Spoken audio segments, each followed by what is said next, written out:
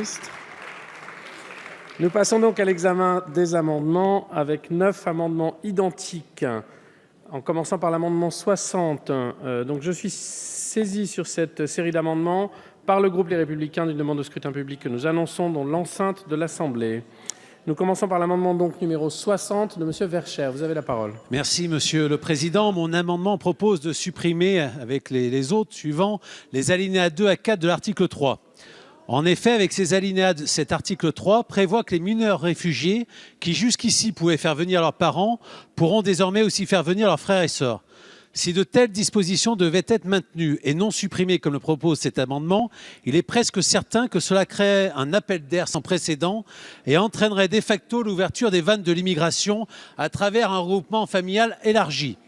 Déjà, beaucoup de départements qui en ont la responsabilité dans le cadre de l'aide sociale à l'enfance sont débordés par l'afflux de mineurs étrangers, notamment en termes d'hébergement et de finances publiques. Vous le savez, Monsieur le Ministre, en 2017, ce sont 14 000 mineurs étrangers qui ont franchi les frontières de l'Hexagone et ils sont aujourd'hui 25 000 à bénéficier de l'aide sociale à l'enfance.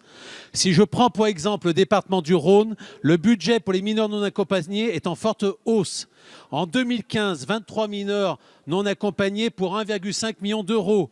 En 2017, 167 mineurs non accompagnés pour 6,3 millions d'euros.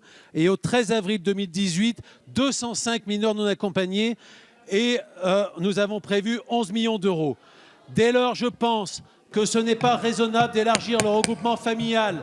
On va pousser des familles à envoyer des mineurs. Cette disposition va ouvrir de nouvelles filières d'immigration.